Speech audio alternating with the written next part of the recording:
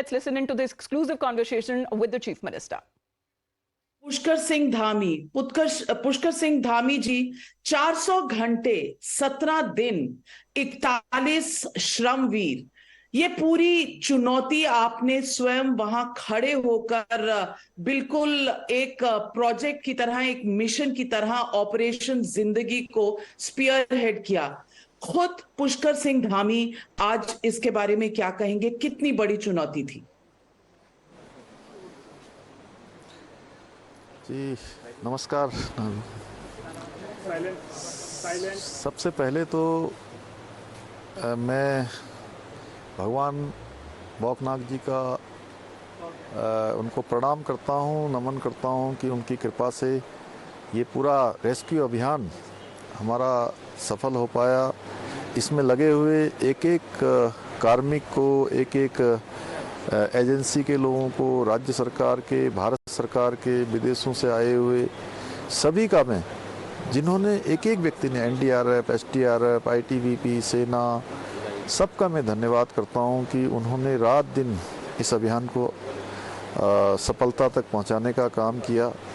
और हमारे आदरणीय प्रधानमंत्री नरेंद्र मोदी जी का, जिनके मार्गदर्शन में और मैं कहूं कि उनकी मॉनिटरिंग में एक कठिन अभियान, जो कि बहुत चुनौतीपूर्ण था और बहुत कठिन था, प्रत्येक दिन उन्होंने इस पूरे अभियान की, ऐसा कोई दिन नहीं होता था जिस दिन वो जानकारी नहीं लेते थे या जो उनका अनुभव था वो हम लोगों को कैसे काम करना है, कैसे आगे बढ़ना है, कैसे सबको प्रोत्साहित करके रखना है, सारी बातें कि टेक्नोलॉजी से कौन कौन सी वहाँ पहुँच गई है, ऑगर मशीन पहुँची है कि नहीं पहुँची है, हैदराबाद से, उड़ीसा से, इंदौर से, देश के विभिन्न कोनों से, हर जगह से जो मशीनें आई, टेक्नीशियन आए, टेक्नोलॉजी चलाने वाले लोग आए, उन सब को ये तभी संभव हो पाया जब आदरणीय प्रधानमंत्री जी का हमारे ऊपर पूरा आशीर्वाद था। और शायद पहली ऐसी कोई आपदा होगी जिसमें प्रधानमंत्री जी का शायद कोई दिन ऐसा होता था जिस दिन वो हमसे जानकारी नहीं लेते थे। और मैं सच बताऊं तो केवल एक प्रधानमंत्री के रूप में तो वो लेते ही थे, एक अभिभावक के रूप में, जैसे कोई माता पिता अपने बच्चे की चिंता करते हैं, बेटे के, बेटियों की चिंता करते हैं, उस प्रकार की चिंता उन्होंने इस पूरे अभियान में करी। उसी का परिणाम हुआ कि ये अभियान हमारा सफल हुआ। जब शुरुआत में जिस दिन से ये 12 तारीख से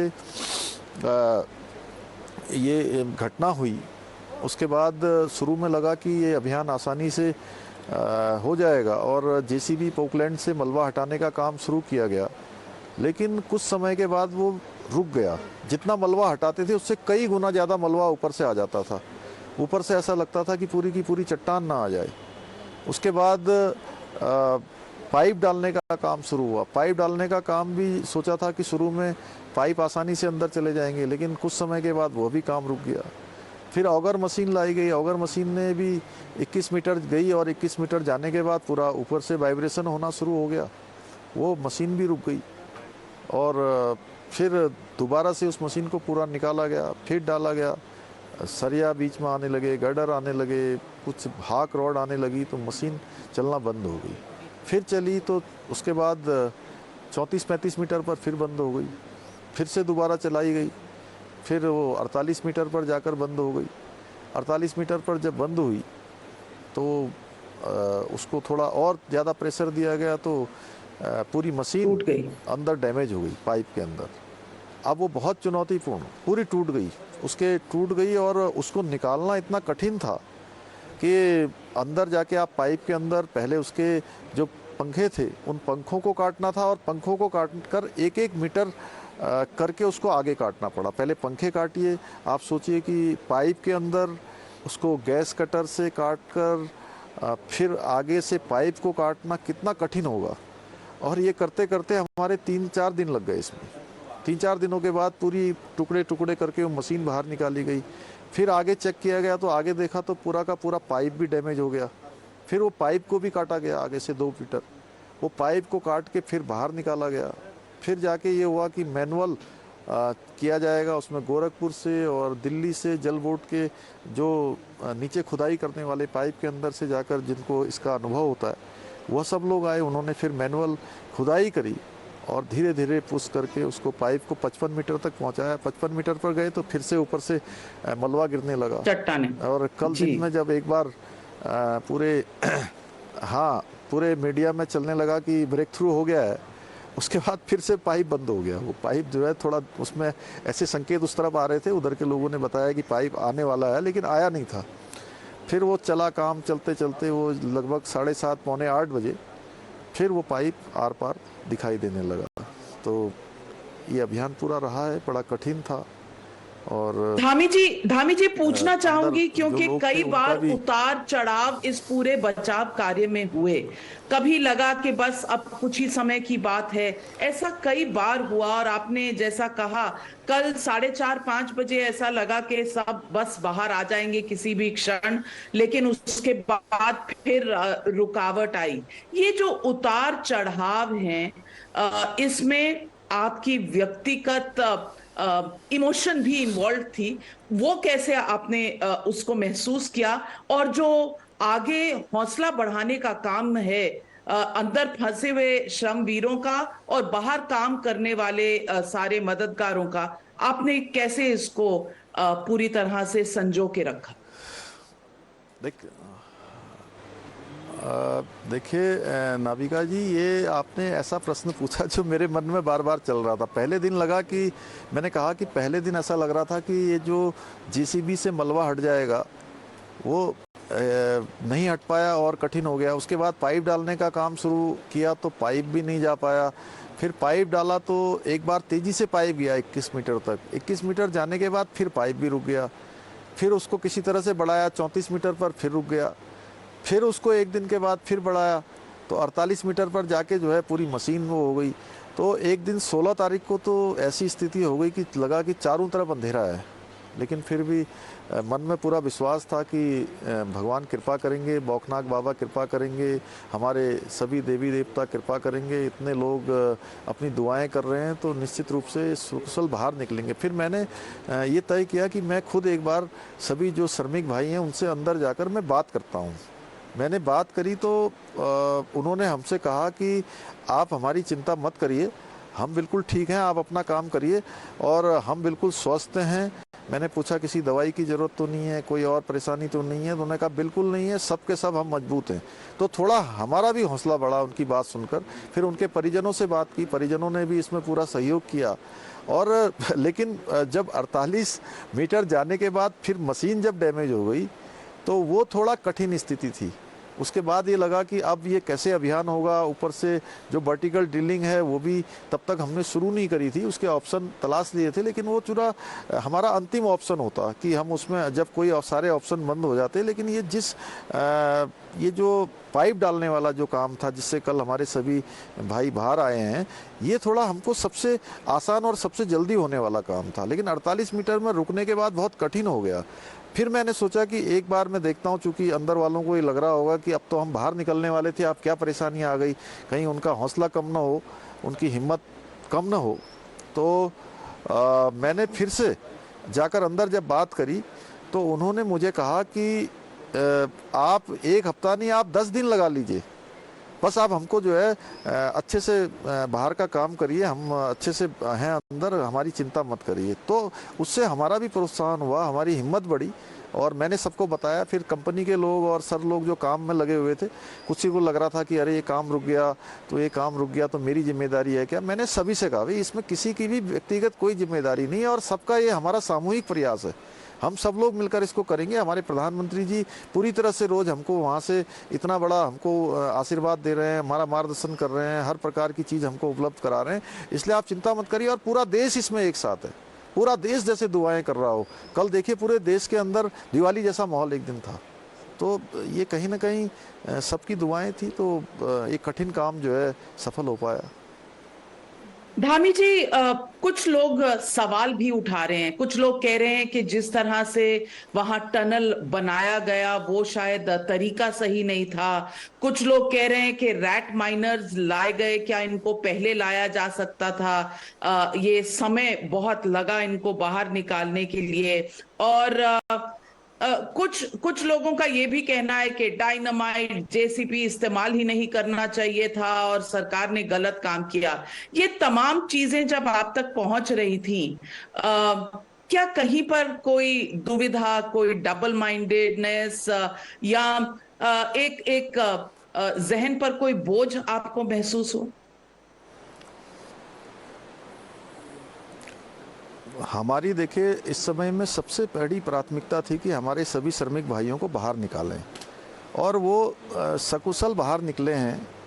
अभियान चला है, सब लोगों ने अपना योगदान दिया है। जो लोग दूर दूर से इसको देख रहे होंगे वो कह सकते हैं कि ऐसा हो सकता है, वैसा हो सकता है, लेकिन जो विशेषज्ञ वहाँ पर लगे हुए थे, जिनमें जो इस काम को कई सालों से करते रहे हैं, जिनके अनुभव हैं, उनके आधार पर काम हो रहा था। टेक्नोलॉजी के कैसे यूज हो सकता है वो लोग बेहतर जान सकते थे। ये सब बातें हैं और जहाँ पर जैसी ज़रूरत पड़ी है वैसा किया गया है।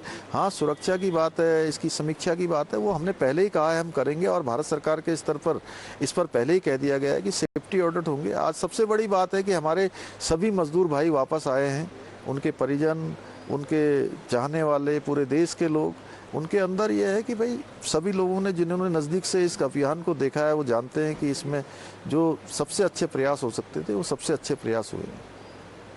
धामी जी, सबसे पहले बाहर आने वाले हमारे श्रमवीर थे विजय होड़ो। जब वो आपको पहली बार दिखे, लाइन ऑफ साइट में आए, आपने उनसे क्या कहा, उन्होंने आपसे क्या कहा? उस पल को अगर आप दर्शकों के साथ शेयर करें। जी, जब वो आए मेरे पास तो मैंने उनसे उनका हाथ पकड़ा, उनको एक माला पहनाई और गले लगाया। मैंने पूछा, भाई कोई परेशानी तो नहीं हुई, कैसा लग रहा था, चिंता तो नहीं हो रही थी?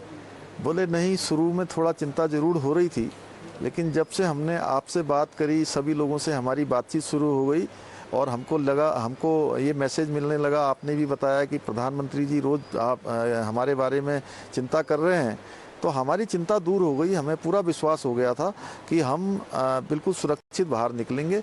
और आपने भी देखा होगा कि कल जो रेस्क्यू अभियान था, वो एनडीआरएफ, एसडीआरएफ जाने के बाद ऐसा लगता था पहले कि ये अभियान कम से कम 2.5-3 घंटे तक चलेगा, हम 41 लोगों को 2.5-3 घंटे में बाहर निकाल पाएंगे, लेकिन वो आधे घंटे से भी कम समय में निकल गए। सारे के सारे अंदर बहुत स्वस्थ थे, फिट थे, किसी प्रकार की कोई परेशानी नहीं थी, मानसिक रूप से, शारीरिक रूप से पूरी तरह से दक्ष थे। और वो जो स्ट्रेचर एनडीआरएफ, एसडीआरएफ ने बनाया था, उन्होंने उसका भी उपयोग नहीं करा, वो दौड़ लगाते हुए अंदर से पाइप के अंदर क्रॉलिंग करते हुए आ गए।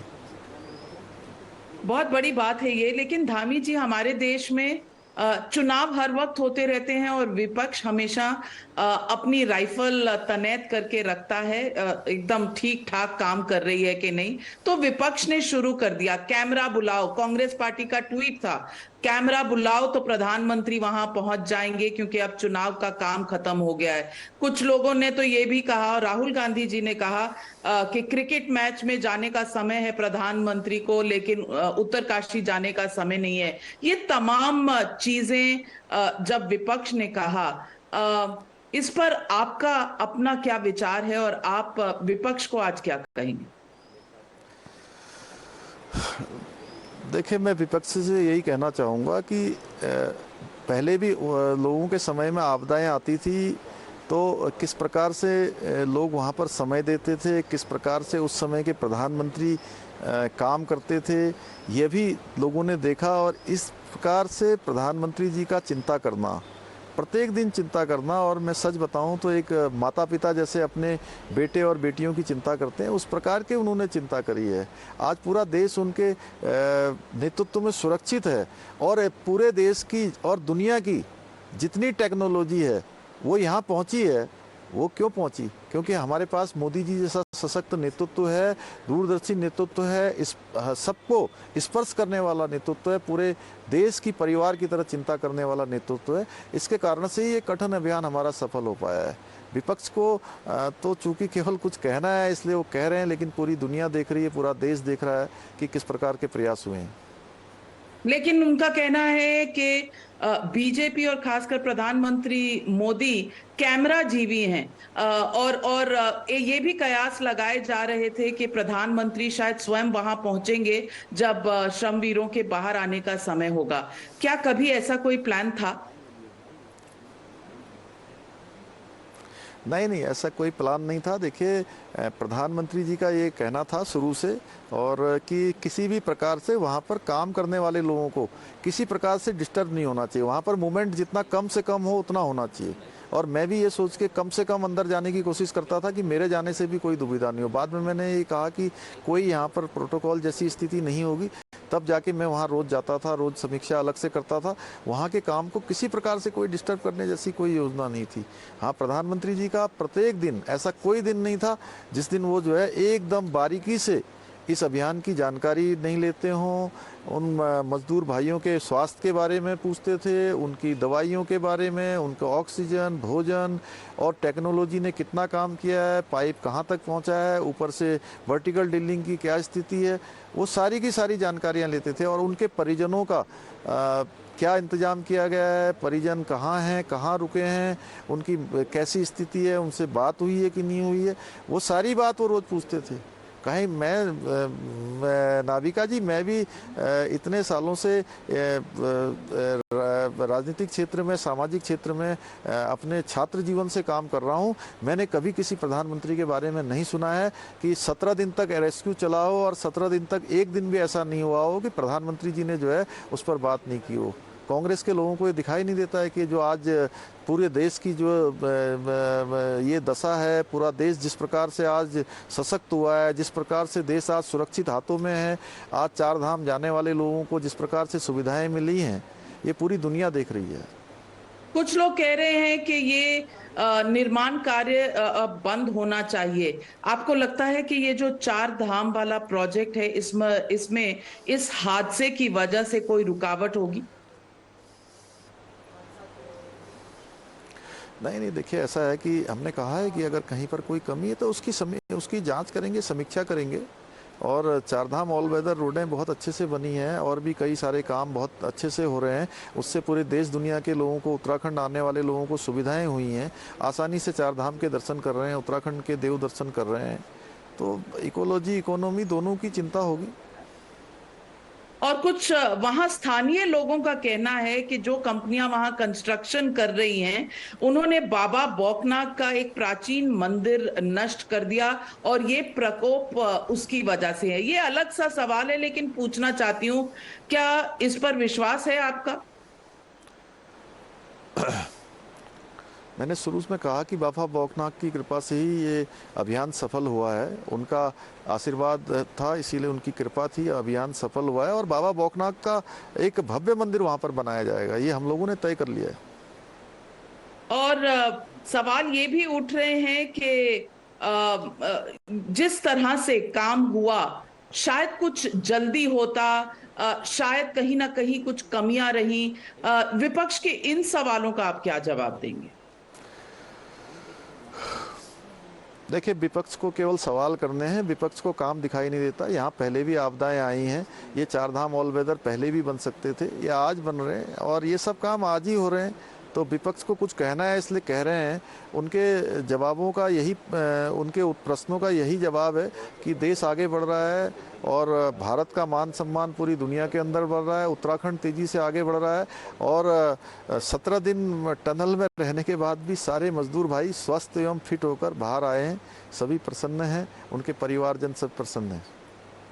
लेकिन ये श्रमवीर जो माइग्रेंट लेबर होती है, आकर काम करती है, इनके लिए हमारे सिस्टम में क्या प्रोटेक्शंस हैं?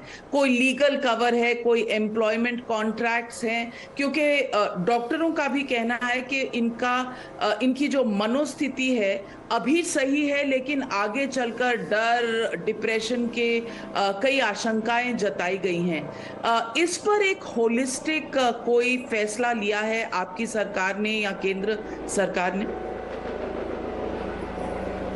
अभी देखिए, वो सारे के सारे लोग पूरे उसमें मेडिकल सुपरविजन में हैं और अभी तक सभी पूरी तरह से स्वस्थ हैं। इसके बाद एम्स में भी जाकर उनका स्वास्थ्य का परीक्षण होगा और जो डॉक्टरों की एडवाइस होगी उसके आधार पर काम किया जाएगा। धामी जी, मैं जानती हूँ आप इस वक्त जल्दी में हैं, लेकिन आपने ये जो फर्स्ट पर्सन अकाउंट बताया है और दर्शकों के साथ पूरे पिछले 17 दिनों के उतार चढ़ाव का जो जिक्र किया है, आपका अभिनंदन। जिस तरह से आपने एक सीएमओ, टेम्पररी सीएमओ उत्तरकाशी में बना लिया था और वहीं से काम कर रहे थे, आपका भी अभिनंदन। वहां काम करने वाले हर कर्मी का अभिनंदन, और हमारे जो 41 श्रमवीर बाहर आए हैं सबका अभिनंदन। टाइम्स नाउ और टाइम्स नाउ नव भारत के दर्शकों की तरफ से हम आपको शुभकामनाएं देते हैं। हमारे साथ जुड़ने के लिए बहुत बहुत शुक्रिया। Thank you. बहुत धन्यवाद आपका।